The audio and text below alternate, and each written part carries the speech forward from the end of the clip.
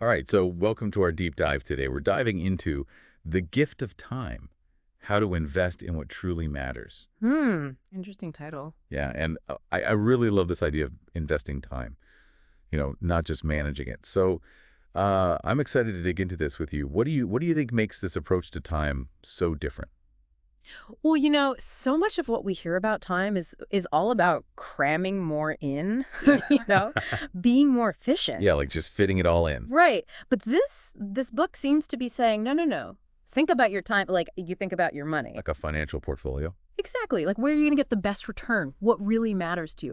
Those are the things you should invest your time in, not just, every little thing that pops up. I love that analogy. Yeah. And speaking of making this whole topic a little bit more fun, I was looking at the excerpt you sent over, and it seems like this book actually uses humor to teach these concepts, Mhm. which I find kind of fascinating. Can we really laugh our way to better time management? I mean, is that really a thing? Well, yeah, I think so. I think so. I mean, nobody wants to read a dry lecture about how to schedule your day down to the minute. Right. But if you can laugh at yourself a little bit, at the things we all do that waste time, Yeah.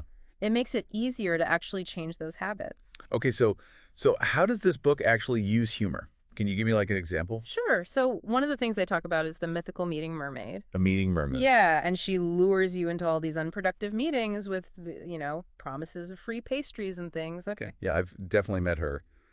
The pastries get me every time. Right. We've all been there.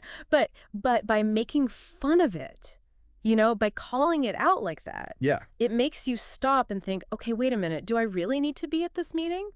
Or am I just being lured in by the mermaid? So it's not just about being funny. It's about using that humor Mm, to actually make you more aware of those time traps. exactly. I like that.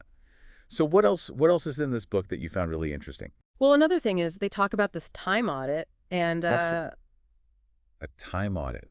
Okay, that sounds a little scary. Like I'm going to get in trouble for how I spend my time. I know, it sounds intimidating, right? But actually, it's just a way of tracking how you're spending your time for a week. Okay. Like where is it all going? And then once you have that information, you can start to see, okay, am I really spending my time on the things that matter most to me? It's interesting thinking about it like that. It really does make you realize, like, am I investing my time in the right places? So what happens after you've done this time audit? Like, what do you do with that information? That's where the investment part comes in. So once you know where your time is going, the book encourages you to start shifting your time and energy towards the activities that really align with your values, with your long-term goals. Okay, that makes sense. But I could see some people maybe pushing back on this idea a little bit, right? Like Mm. thinking about time as an investment. Some people might say that's a little cold, a little calculating, especially when it comes to things like spending time with loved ones, right? Hmm. Like that shouldn't feel like a transaction. Yeah, that's a really good point. And I think the book actually addresses that. Yeah. It's not saying that you should only spend time on things that are directly productive or that you should treat your relationships like business deals. Okay. It's more about being intentional with your time overall.